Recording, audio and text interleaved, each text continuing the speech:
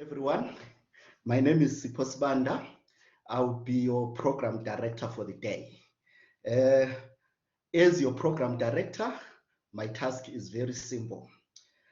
First and foremost, I just want us to start by the basic housekeeping rules. So if you go to the left, you'll see the restrooms. Oh, we are virtually, this is not a physical one, so there are no restrooms. But I just want to assure everyone to please relax and to know that we have virtually sanitized you and we have opened our windows so that there is enough ventilation. So yeah, let's not worry much about the spread of COVID-19 on this particular platform. Right.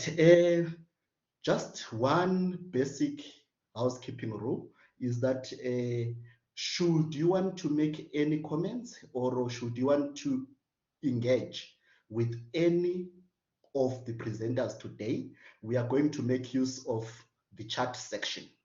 So let us try to make use of the chat section because our mics are muted.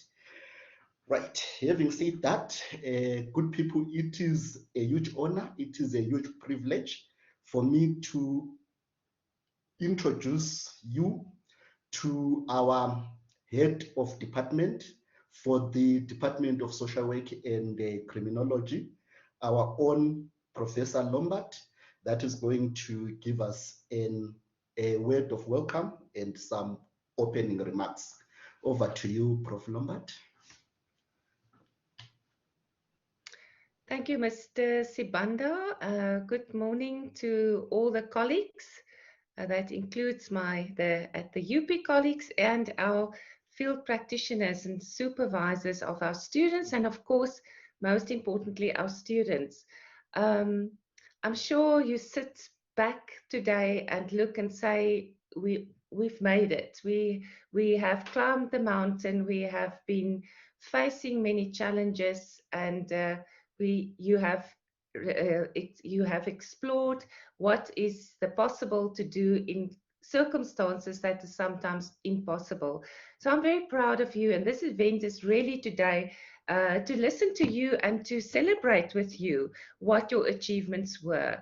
And looking back and seeing your resilience, and the one thing that we have been learning through all these 2 years of the pandemic is certainly that we need to make plans and that we need to find solutions in times where we want to see there are no options out. So congratulations to all of you and your supervisors in the field and at UP that brought you to this point where you can demonstrate your skills and your knowledge, and most importantly, your attitude and your learning in becoming a social work graduate and practitioner very soon. So, having said that, this would be the last platform also that we be together collectively. So I want to say thank you to each and every student that you have been an ambassador for the University of Pretoria, where you have done your practice. I do believe in the organization that they also saw your contribution and resilience as a part of their successes in the organization.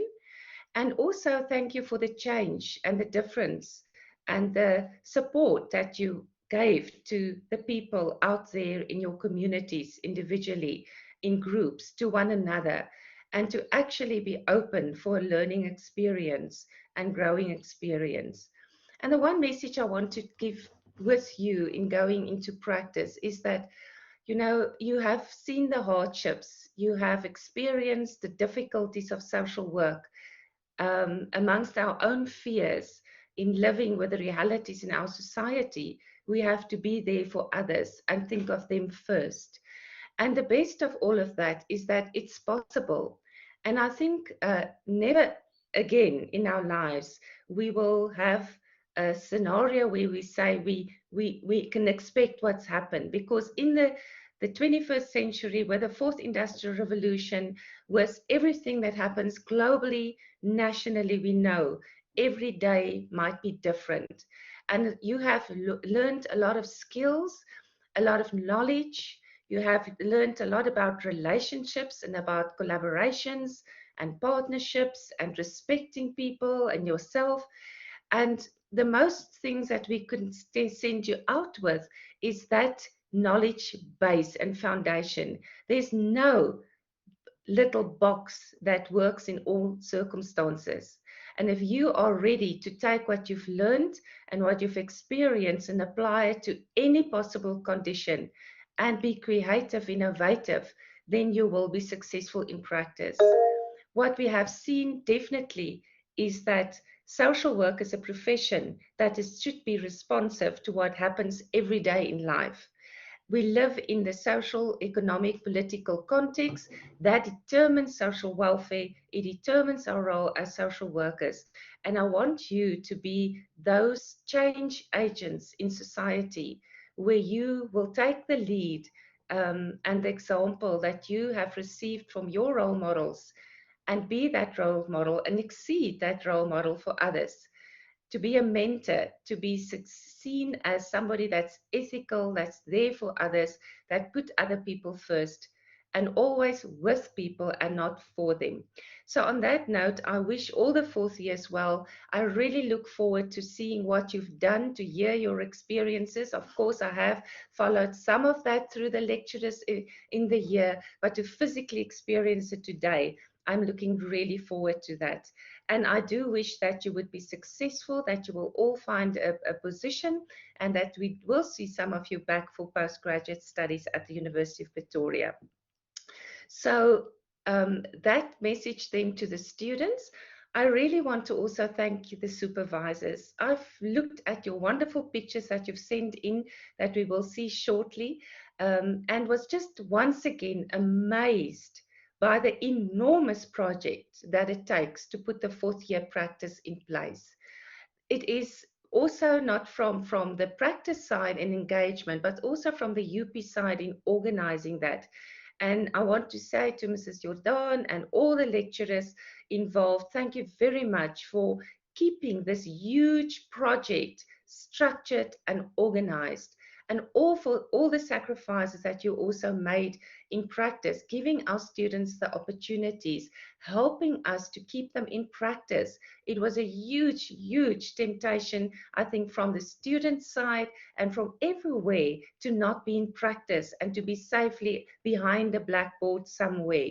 But that's what social workers have to do. We are frontline workers, and we always should step in first, provided that we respect the protocols and what is required of us. So a very warm thank you to all our supervisors. And unless you have objection, I would really like to put those pictures and faces of yours on our website and network to just show how many organizations we are working with, and that we appreciate you and that we celebrate your successes in the organizations, that you can enable us to provide a training environment for our students to prepare that from practice. So I wish I could look you all in the eye this morning, but I do that through this blackboard to say a huge, huge thank you and for your partnerships and your collaboration. And I do trust that we will proceed as we continue into the next year. We value you, and we are very much appreciative of your support of the University of Pretoria and our department. And then obviously also the colleagues, I have already thanked you, but thank you to all the practice colleagues involved. I'm sure the students will also celebrate with me your leadership and your organization in helping to get to this point. Thank you that I can always rely on you, that I always know that the practice is in good hands, and I'm looking forward to see that result actually this morning. So colleagues, very welcome to this platform. Let's enjoy it as best as we can by being in a distance, and let us go forward in faith that what we ever achieved this year will just multiply it in success in the future. Thank you very much, Mr. Sibanda.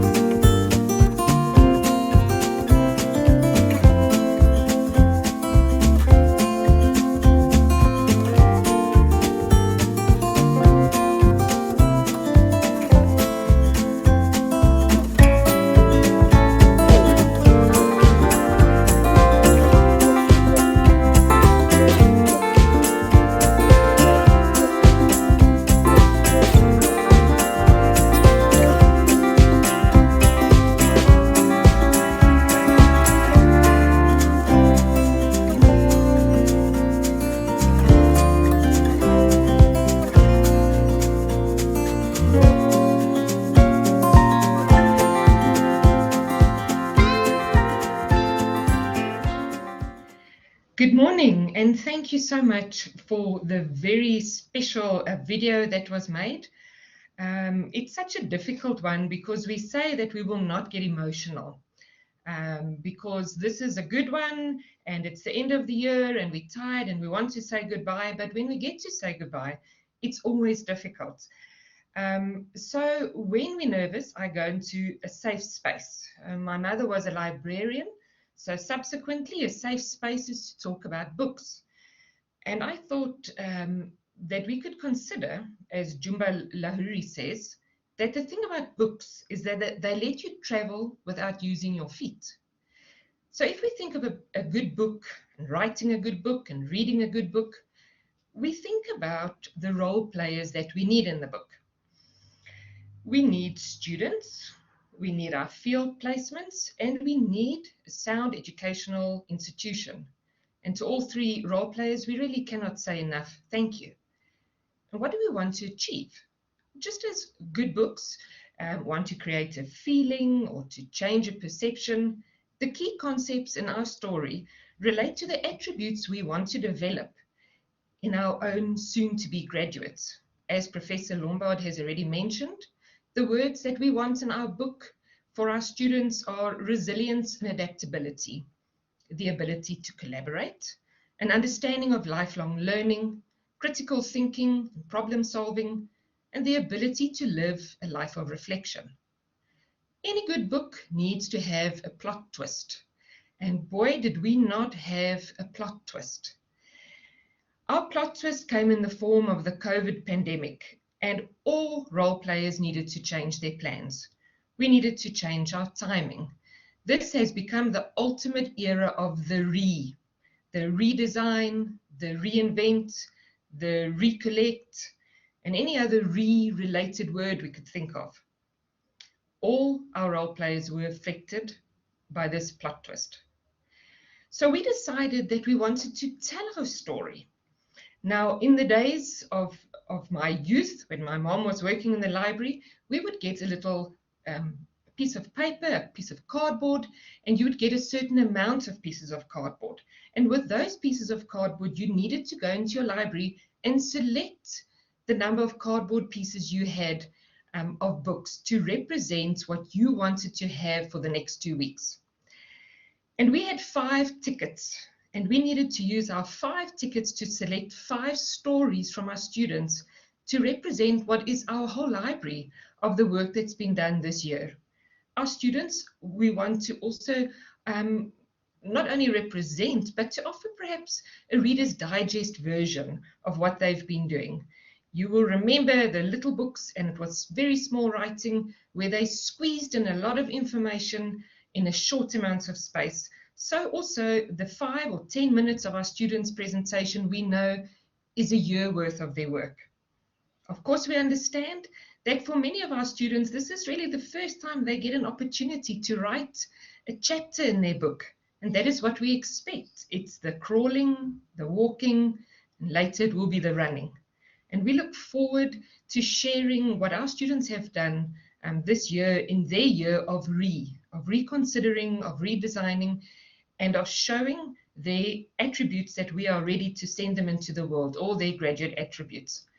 So we ask you to please sit back in this safe space where our students' presentations will serve as books so that you too can travel without using your feet. Thank you. Okay, thank you, Mrs. Jordan. Up next, we are going to be listening to the presentations from our students. But just before we start with the first presenter, I would just want to encourage people to make use of the chat section. Should you have any comments or questions to the presenters, immediately after the presentation, then the presenter will respond to your questions. Right. Having said that, it is a privilege to be introducing to you Miss Brittany Kopp. Brittany is placed at Penn, and Brittany will be telling us about a project that was involving the learners with special educational needs. Over to you, Brittany. Good morning, Professor Lombard, practice lecturers, field supervisors, and colleagues. Good morning, Brittany. I firstly want to say thank you so much to Mr. Sibanda and the other practice lecturers for giving me the opportunity to share about my placements and community work projects. It is a great privilege. I was placed at PEN, which is an organization situated in Sunnyside, Pretoria. They are a broad organization in service provision in that they aim to meet the needs of the most vulnerable in the city, including children, adults, and elderly in the community. PEN has had a relationship with Eendracht Laerskool for over 10 years. Over the years, PEN has done outreach to the school to assist in meeting the needs of the learners. A need was identified by the school and requested of PEN for social work intervention for certain children within the school context. I was then moved into the school to continue with my placement while still being under the mandate of PEN. Laerskool Eendracht is located in Pretoria Central, and the school places a high value on providing biopsychosocial support to their learners. The rationale for the project. Learners with special educational needs are defined as learners who need additional help and support in their education in order to pursue their learning potential to the fullest. The school has a class of learners with special educational needs as a form of fostering inclusive education within a mainstream school as outlined in the South African Schools Act 84 of 1996. Goal 4 of the 2030 Agenda for Sustainable Development fosters inclusive and equitable education for all. Thus, addressing the needs of this group of children was a relevant impediment to be addressed. Apart from experiencing academic challenges, this group of learners may experience additional challenges such as social challenges, difficulty in emotion regulation, a lack in self-confidence, as well as experiencing teasing and bullying by other learners within the school. In the context of COVID-19 specifically, the gap in the relationships between learners with special educational needs and other learners within the school broadened. The gap of communication between parents of learners with special educational needs and their relevant teacher also broadened, which had a negative influence on the academic and emotional support the learners were receiving at home. A community-based support and growth group was established with a few of the learners from this class who were able to support one another and undergo interpersonal growth in order to address additional challenges experienced as a result of these learning difficulties. The community work project focused on raising awareness and increasing knowledge about learners with special educational needs to the broader school community, as well as the parents of learners with special educational needs. The project was named the Alson Awareness Campaign. The goal of the community work project was to raise awareness about and to promote the empowerment of learners with special educational needs. The original two objectives was firstly to raise awareness about this group of learners at Eendracht Laerskool through awareness posters, which would be created by the community-based group work members, and secondly, to raise awareness about this group of learners to their parents and to educate their parents to enable them to provide the appropriate support to their child through the distribution of informative pamphlets. As the community work project unfolded, the goal and objectives were adjusted to include the empowerment of learners with special educational needs through the involvement of an educational psychologist, thus promoting a multidisciplinary team in intervention.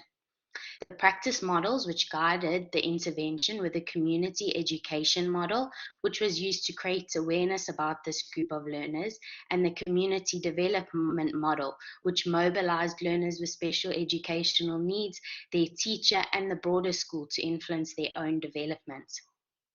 The project was also underpinned by a developmental approach as it promoted partnerships to achieve sustainable development and facilitated people participation by giving a voice to this group of learners to engage in and influence their own development.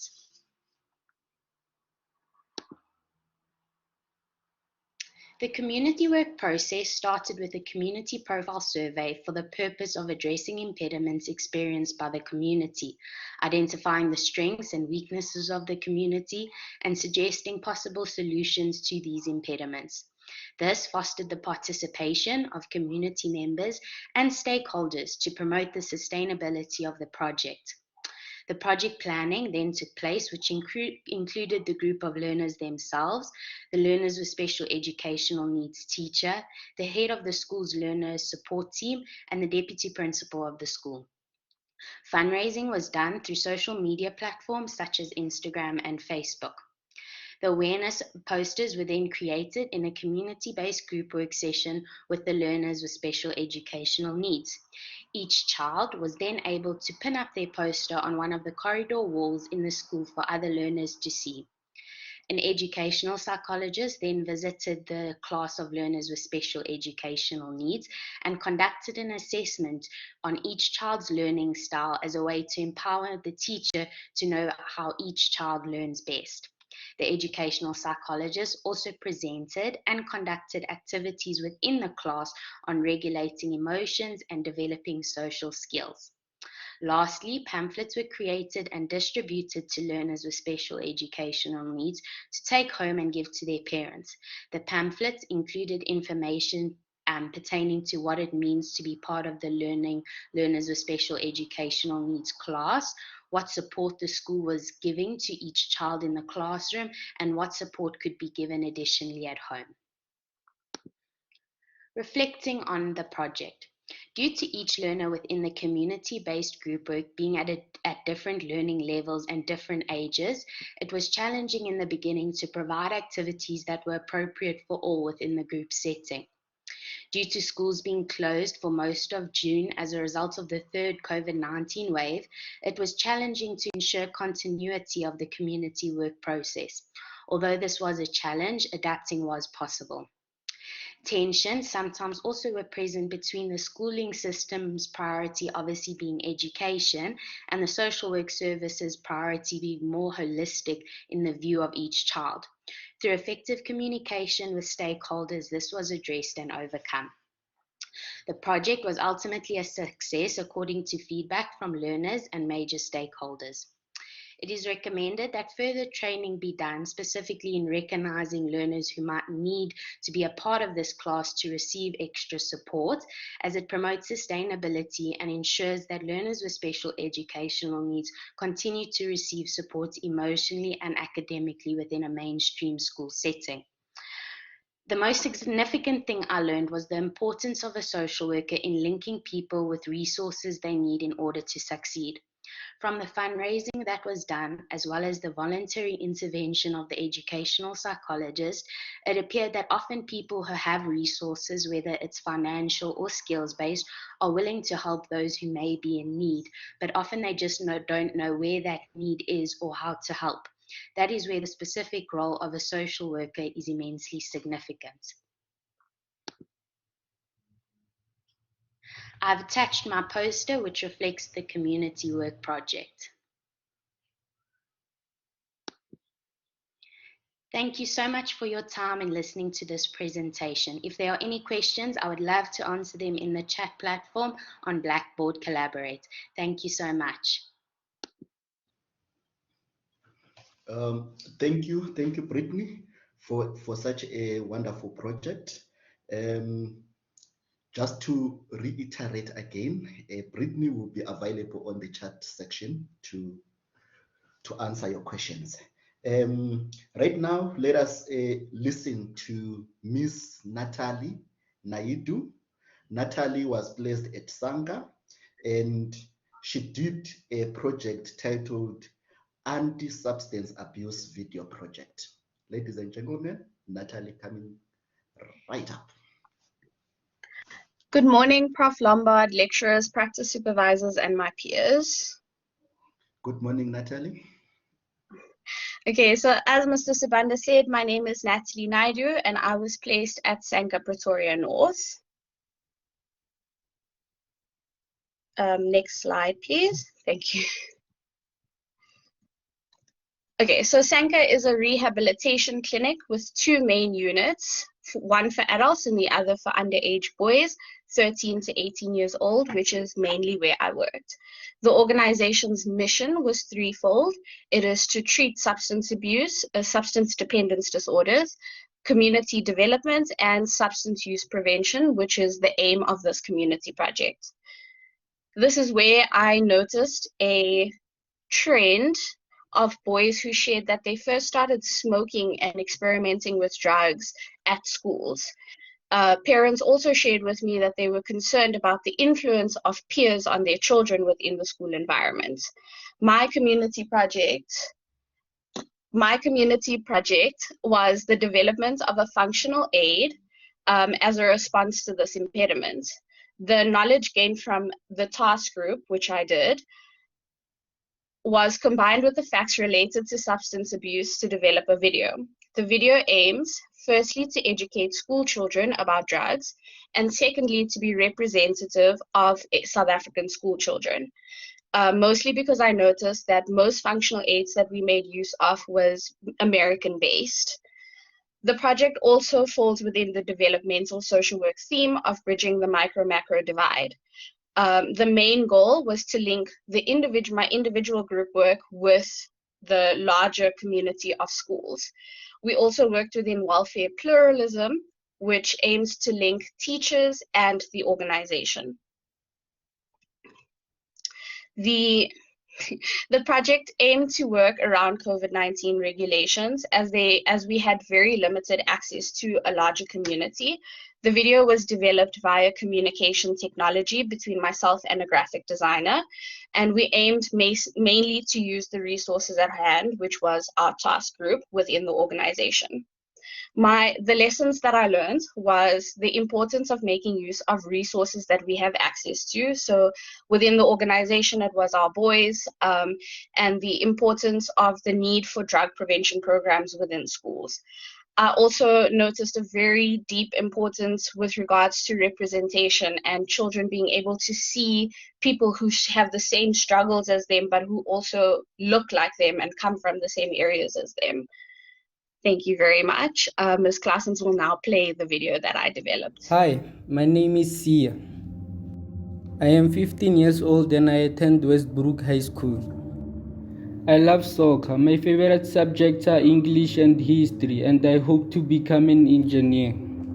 One day after school, in the beginning of grade 10, my friend offered me a joint. He explained that it had Daha in it, and it made him feel happy and relaxed.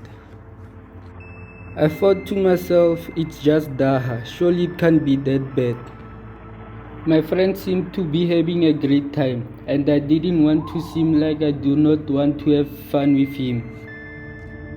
Beyond prompting kids to use drugs, peer pressure or the desire to impress their peers can override a teen's fear of taking risks. This can be very dangerous. After that, I started to like the way Daha made me feel, and soon Andrew and I were smoking every day after school, sometimes even bunking classes to smoke. I started to notice that I needed more than just one joint to feel the kind of feelings that I felt before. One day after school, Andrew invited a new friend to hang out with us. Tony talked about K-Style a lot and he showed us how to smoke it. When he handed me the pipe, I felt bad, but I liked the way that Daha made me feel, so we all smoked Crystal that afternoon.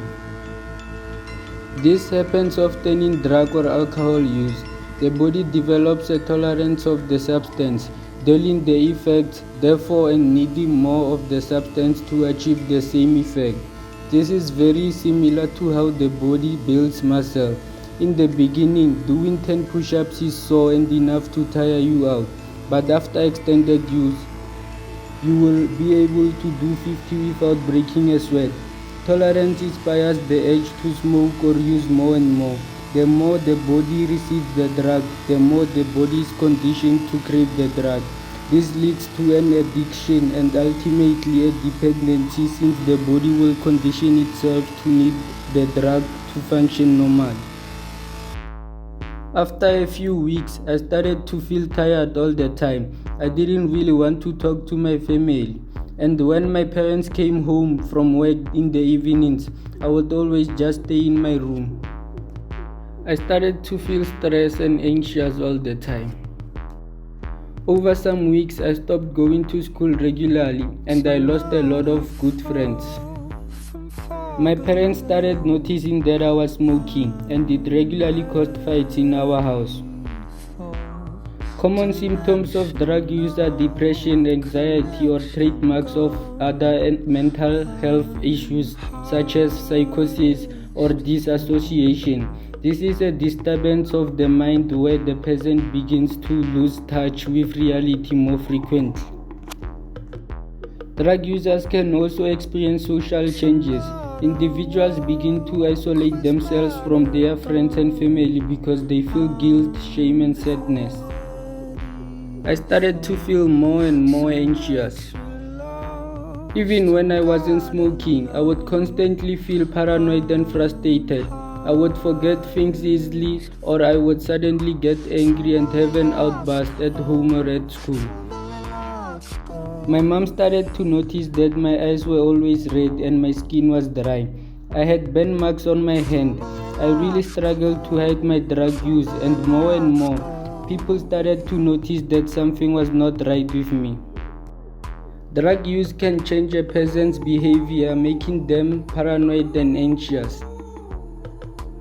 A teenage brain is not fully developed, and the use of drugs and alcohol can affect judgment and decision making as well as memory. I would always get in trouble at school, always fighting with teachers and other students. One day I got in a big fight with a teacher and I was sent to the principal's office. He noticed that my pupils were dilated and I was asked to take a drug test. I failed the test, which is when the school called my parents to attend the disciplinary hearing. The decision was made that I would be suspended and would need to attend treatment at a rehabilitation facility before I am allowed to return to school. My parents got the number for Sanka and they took me in, but I was scared because I didn't know what to expect. Sanka has 3 different branches in Pretoria, 2 outpatient units in Namaskral and Soshanguve, and 1 inpatient facility in Pretoria North, the Lapalami Care Unit. When I went to Sanka, I was afraid. I knew drugs were affecting my life, but I didn't know if I wanted to stop or how would I do it. Sanka helped me to understand not only the effects that drugs had on my body, mind, and the people in my life, but also I learned about how my emotions affect my drug use and how I can better manage them. The journey doesn't end because I am clean now. It has only just begun. I know that I can choose who I want to be, and with the right education and care, I am able to make better decisions about my life and future.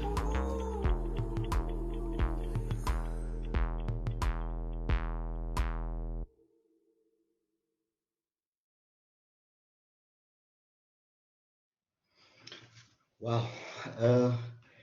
Thank you, Natalie. I am short of words. I'm sure the attendees here today can see the effects of drug abuse and the fact that it is real in our schools. Thank you for such a lovely video that is actually from the children themselves. And it is so encouraging to see that not all hope is lost. We can see the role of the social workers. We can see the role that Sangha plays in restoring the dreams and in changing the narrative of our youth. So Natalie will be available in the chat section to interact with you good people. Up next, it is a huge privilege to introduce you to Miss Lexi Simmons. Lexi is placed at Steve Biko Academic Hospital, and she did a project titled Coping Amidst COVID-19. Over to you, Leslie. Good morning, Mr. Sibanda, and thank you. Good morning, Leslie. Good morning, ladies and gentlemen, and thank you for being here to listen to my presentation today. As Mr. Sibanda said, I did a project based at Steve Biko Academic Hospital named Coping Amidst COVID. Essentially, I wanted to emphasize the nurses' wellness while combating pandemic fatigue at Steve Biko Academic Hospital. So the context of my placement. As I've said, I was placed at Steve Biko Academic Hospital, which is a tertiary hospital. Essentially, this means that it renders specialized healthcare only on referral, and it is generally for high-risk cases. I myself was very lucky to be placed in the obstetric and gynecology wards. This meant that I dealt with high-risk pregnancies, fetal abnormalities, as well as the neonatal ICUs. The community, of course, consists of the patients, the ones who are ill, but we often forget that it also consists of the staff at the hospital, the doctors, the nurses, OTs, and physiotherapists, as well as everyone else in a multidisciplinary team. I realized that this was a placement highly impacted by the COVID-19 pandemic. Any wave or influx of patients with COVID-19 would impact the service rendering and the services at the hospital. So this really brought about the rationale for my project. I wanted to work on the impact of the pandemic on the healthcare staff. Through literature, I found that nurses were experiencing pandemic fatigue. I also was able to identify this through observation, interviews, and group feedback from the nurses. Nurses explained that they were feeling exhausted, burnt out, and unappreciated during the pandemic. And I realized this was impacting patients as well as the community as a whole. And I thought that doing a project focused on this could have a ripple effect on the hospital and the community as a whole, as if nurses were feeling better, they would treat patients different, and this would impact on all of the healthcare system. And so, here I have just a little bit of literature. COVID-19 has a considerable impact on the psychological well-being of frontline hospital staff, and nurses may be at a higher risk of adverse mental health outcomes during this pandemic. And that really was my rationale in a nutshell. So the resulting project. I wanted to educate the nursing staff on well-being and self-care practices. Using the community education model, I wanted to be able to change their attitudes and their behaviors, as well as linking them to the hospital resources and strengths. The hospital already has a lot of resources, but many nurses were not always aware of this. We have things such as Hospivision, a faith-based NGO within the hospital, the South African Depression and Anxiety Group, which already has links to the hospital, as well as existing departments such as the podiatry department and social workers. So what was the project? The project was a WhatsApp group with resources, articles, information, and invites sent for an entire week from the 23rd to the 27th of August. For example, on Monday the 23rd, there was a self-care day theme where nurses were sent messages, resources, and articles, as well as a video on how to give themselves a hand massage and an invite to come and fetch a chocolate.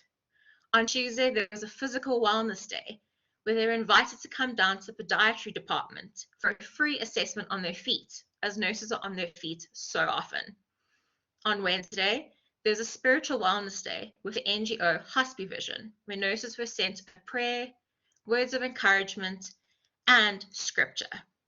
On Thursday, there was the financial wellness day, where a social work supervisor, Mr. Matebula, was kind enough to give us a presentation to be sent on the WhatsApp group that explained financial wellness and how to manage your income better, which was an issue that the nurses had brought forward. And finally, on Friday, there was a psychological wellness day with the South African Depression and Anxiety Group. The nurses were sent a video explaining compassion fatigue and burnout, and leaflets and pamphlets were handed out to all of the wards, where nurses were linked to the community networks that were available, such as the Healthcare Workers Helpline that SADAG has started. Of course, when we think of social work community projects, we think of the developmental approach. And this is really what inspired my project. I wanted to ensure that it was a rights-based project, and I also wanted to ensure that participation and self-determination were key in my project. We found at the hospital that nurses were not often involved in things, and they weren't always willing to be involved. And so when I wanted to change attitudes and behavior, I knew the participation was really an important aspect. And so I've been asked to share with you the lessons that I learned through doing this project. First of all, I learned that participation is really the most important aspect in a community project. Without participation, a project doesn't happen. I also learned that in a healthcare setting, we often only think of the patients, the ones who are ill, and we don't think of the strain that healthcare workers have and all of the other healthcare workers' struggles that they have daily when they work 24 hours or 12-hour shifts. I learned that simple projects carried out effectively can be a lot more impactful than anything else. I was also really challenged to think outside of the box. My project took place during the third wave of the pandemic, and so I really had to think of a technological way to still be able to carry out a project and be able to do something that adhered to all of the lockdown rules and all of the isolation and issues that would come across. And so social distancing was a big part of carrying out my project. And finally, I learned that the community won't change without wanting to. It's not possible to do a project and to enact change without the community members' buy-in. And so here I have for you my poster, which is really a culmination of this entire process that I experienced at Steve Biko Academic Hospital. I'd like to thank you all for listening today, and I encourage you to please, if you feel you need to ask any questions in the chat box. Thank you so much. Okay, thank you, Lexi. Yeah, good people, you can see the project was trying to take care of our frontline staff, our unsung heroes. Thank you, Lexi and Steve Biko, for also looking into their needs. That was such a wonderful project. Up next, I would like to introduce you to Mzwakhe Mpofu.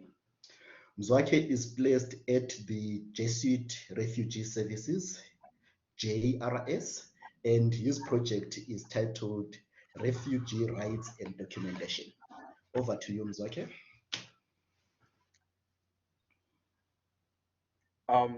Thank you so much. Good morning, Mr. Swana, and all the people involved. Good morning, Mzwakhe. Okay, thank you so much. I am, as Mr. Spanda said, I'm Mzwakhe Mpofu. I was placed at JRS, that's the abbreviation for Jesuit Refugee Service. So basically what we do, we serve refugees and forcibly displaced persons, mostly from around Africa. So you find that we have clients coming from countries like DRC, Somalia, Zimbabwe, Nigeria, just to mention but a few.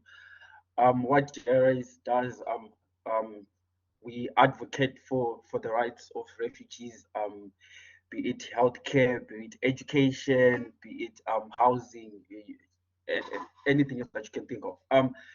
So as JRS as well, we also realize as the organization that we can as well extend the services not only to refugees and forcibly displaced persons, but also to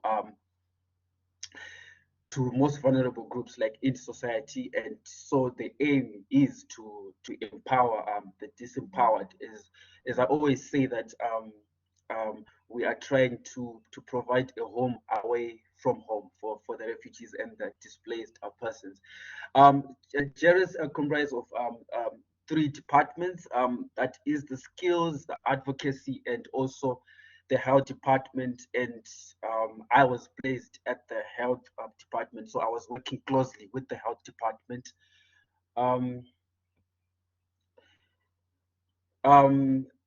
Moving on, after that, of course, after doing the community profiling and also the needs assessment and trying to understand what are the needs and concerns like of refugees, I realized, of course, with the help of other refugee staff, that we need to come up with a program that educates refugees on refugee documentation, because there was a lack of education on such aspects. There was also lack of education on resources that can actually help them to actually access proper documentation and also other resources. But as I said, like after doing the needs assessment, we decided to narrow this community project on the healthcare sector. So we realized that refugees usually face difficulties when they're trying to access quality healthcare, maybe because they don't have proper documentation. Yeah. So and also we also realized that after such things happen, they don't really have the knowledge and the education to know where to turn to and who can help them. So so in such instances, their rights are violated and they are not heard. So the idea was to educate these beneficiaries of GRS so that we can alleviate the ignorance and also empower them in terms of their rights.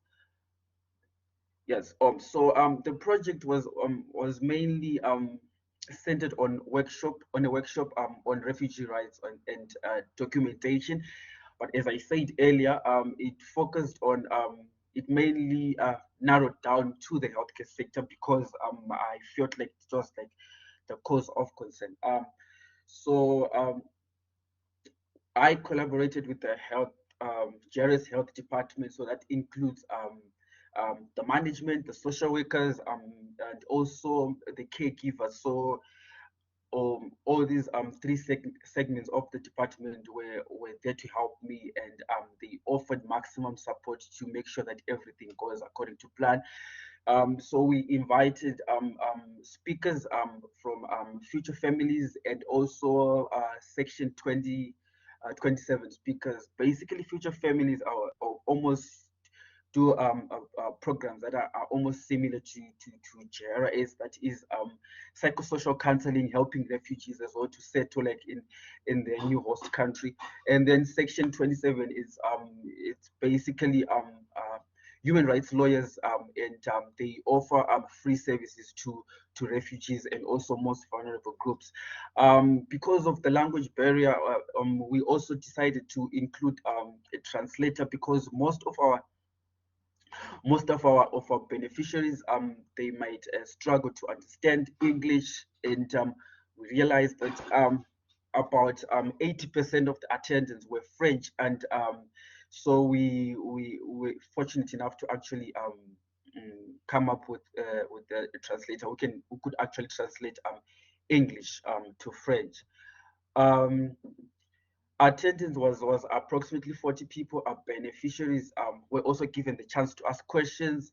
Beneficiaries were also asked questions thereafter, just to make sure that they understand what is being talked about, and also on the part of the presenters to also understand that the beneficiaries are getting the message and what is the aim of the workshop.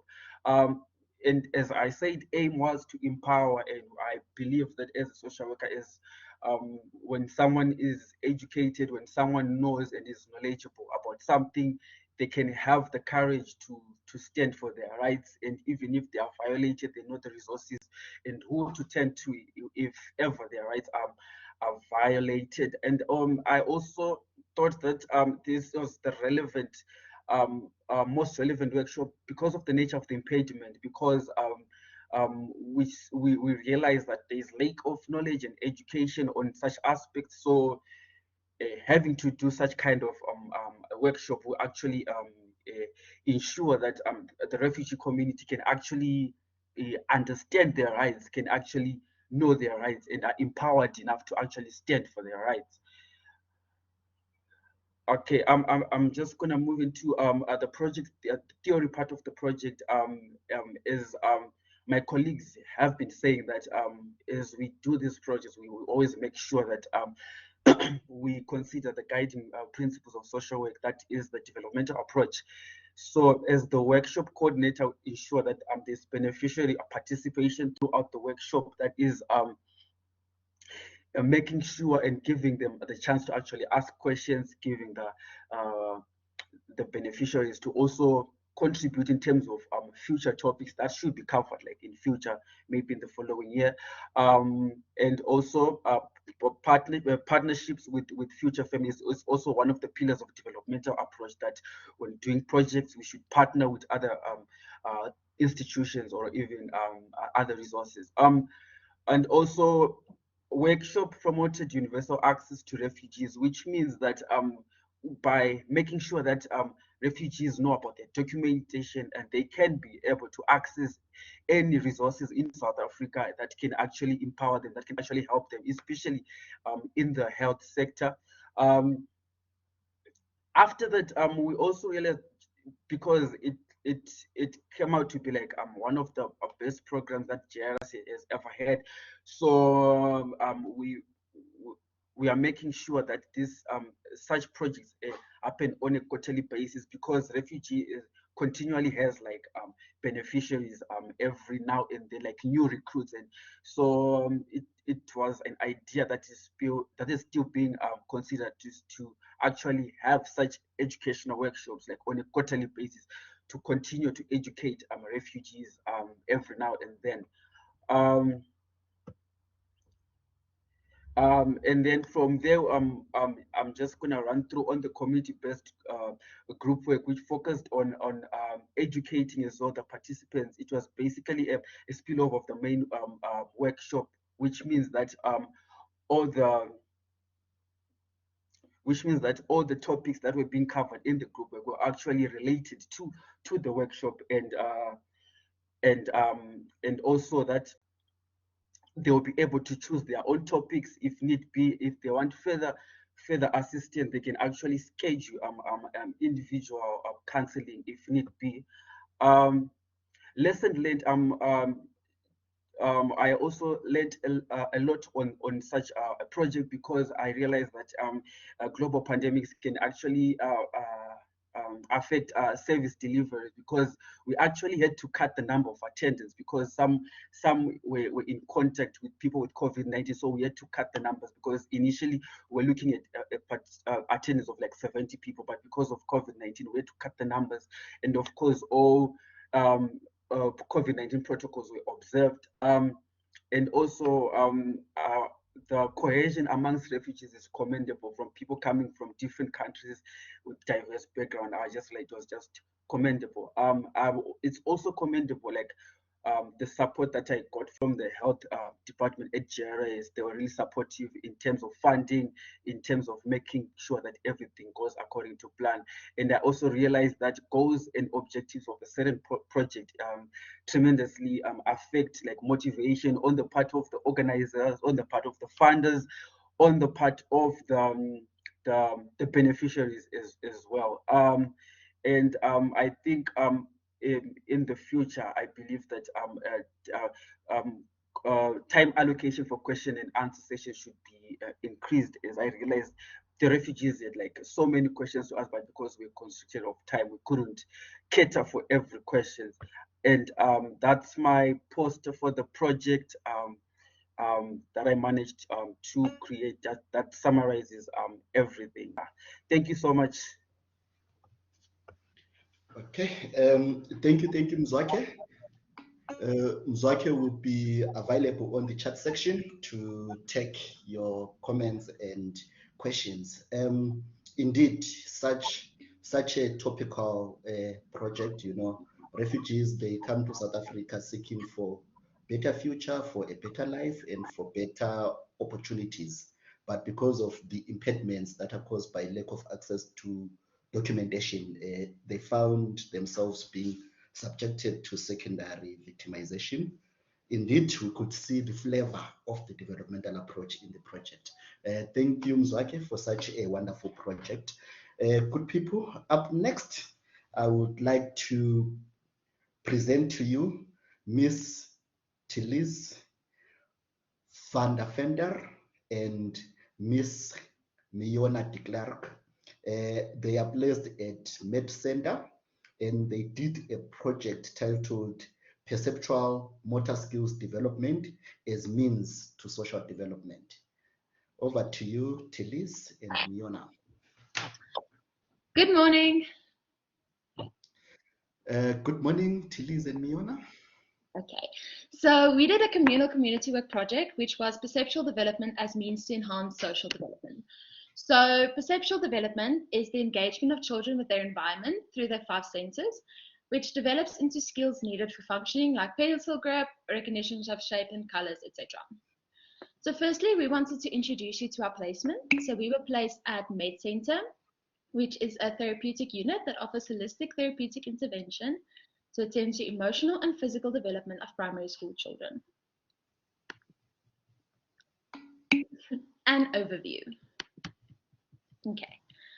So grade R to 3 can be seen as the most fundamental stages of learning in primary school due to the importance of the skills learned. And as such, attendance in these grades are absolutely necessary. As you can see by the red lines, primary school children were only able to attend 18 weeks of actual school due to the COVID-19 lockdown, as well as week in and week out regulations in order to stop the spread. So this means that children spend half of their active school year at home as well. And most children were put through to the following grades, even though they didn't have the necessary skills. So why are these grades important? Well, in the junior grades, you develop skills that flow into one another that, as we said, are important for academic learning.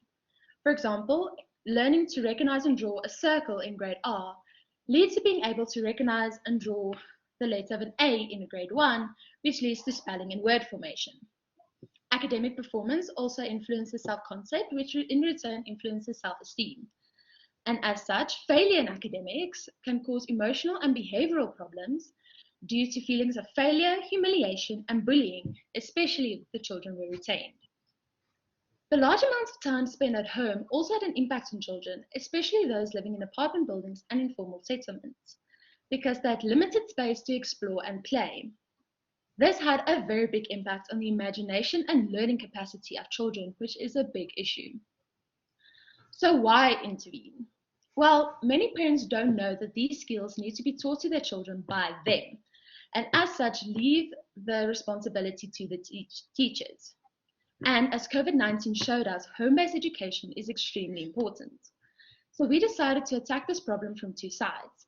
Firstly, to teach parents how to teach these skills to their children, and secondly, to empower teachers in order to be able to develop these skills as well. Okay, so how did we approach this? Well, this issue was brought to our attention by therapists and teachers alike. As such, we did a situational analysis through means of a questionnaire to teachers with the permission of the HODs. In this questionnaire, we inquired specifically as to what needs they have identified and how they have chosen to address these needs and whether or not it was effective. We also questioned which resources were available in the community, such as time, space, and data, to ensure that whichever project was attempted was realistic and applicable. Thereafter, we inquired as to whether or not they would be interested in participating in such a project, and if not, how we could change the project to make it more applicable.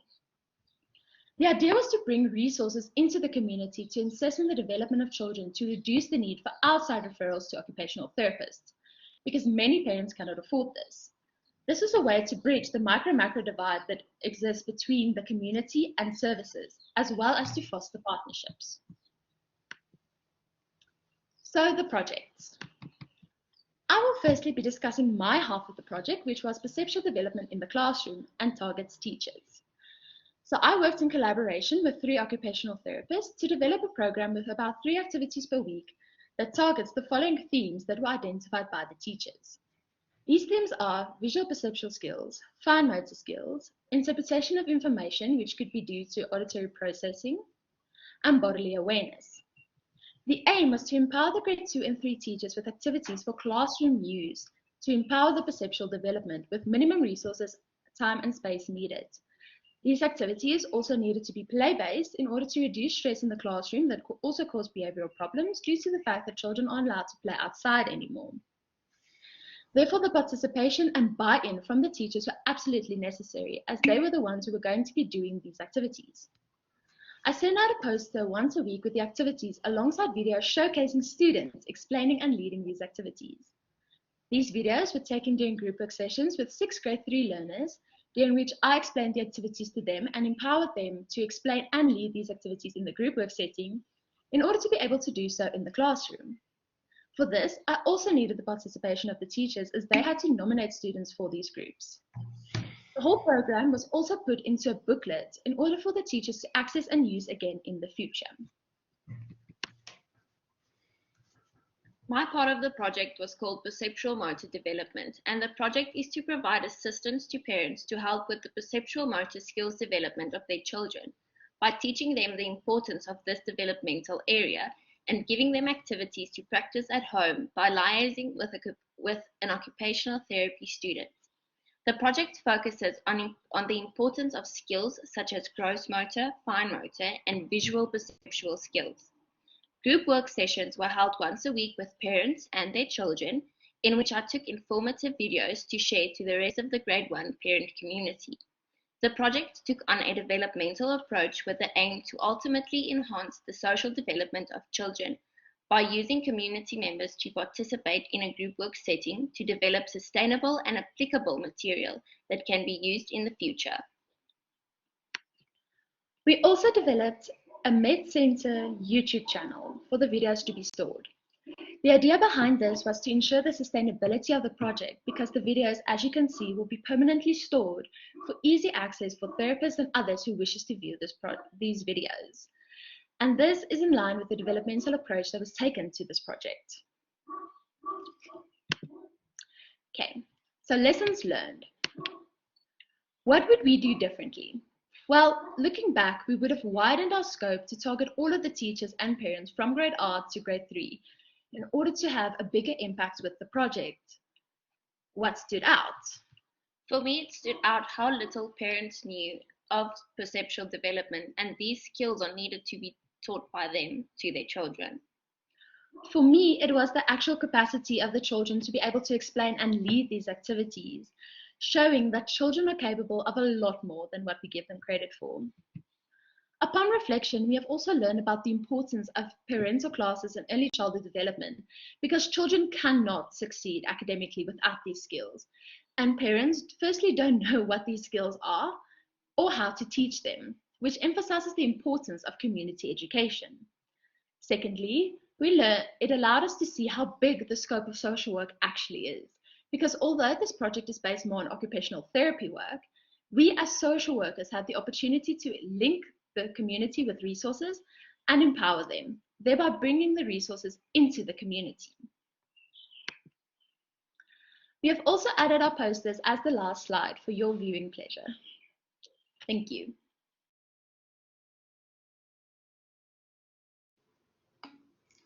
Okay, thank you. Thank you. That was Therese and Miona.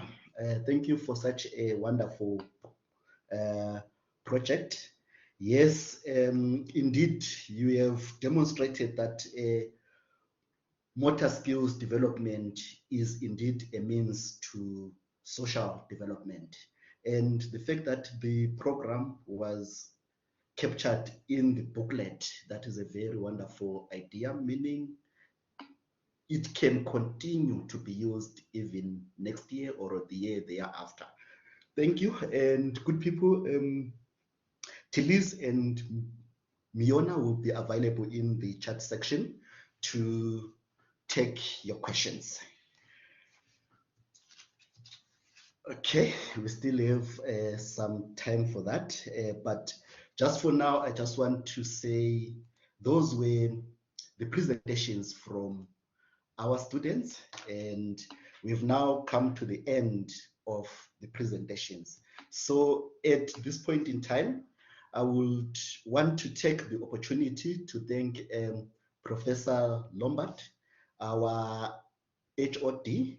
We thank you, Prof. Lombard, for your leadership and for your headship. I would also want to thank Dr. Vessels, our practice coordinator, Mrs. Jordan, the chair of our MWP 400 committee, Mrs. Claessens and Ms. Pupedi, for the wonderful work that you have been doing behind the scenes. We truly appreciate your technical expertise. To our field supervisors, we fully appreciate the fact that you were able to grace us with your presence today, just to celebrate this wonderful milestone in the practice teaching of our students. And more importantly, to the lovely students that are present here today, thank you for the wonderful year. Indeed, it was difficult, but look at how far we have come. We are here and we made it. I would also like to acknowledge the presence of Dr. Eugene Machimane. Dr. Eugene is from our community engagement section, and to Dr. Eugene, I would want to say to you, thank you for the continued support that you provide to the department and to our students. So right now, good people, I would want to encourage you to please sit back, relax, and enjoy the wonderful expo. Our students have decided to treat us with an exhibition of their amazing posters. So there is more. It was not only the 5 projects that we have had today. We have quite a number of projects. We have, in fact, more than 40 projects that we are going to display here today. And those projects are coming right up. And the chat section, it will remain open. Please feel free to engage with the students via the chat section. All right. After that, I just want to say to everyone, during the poster exhibition, we'll be having people that will be serving you with some e-coffees. So please also do enjoy the e-coffee coming right up.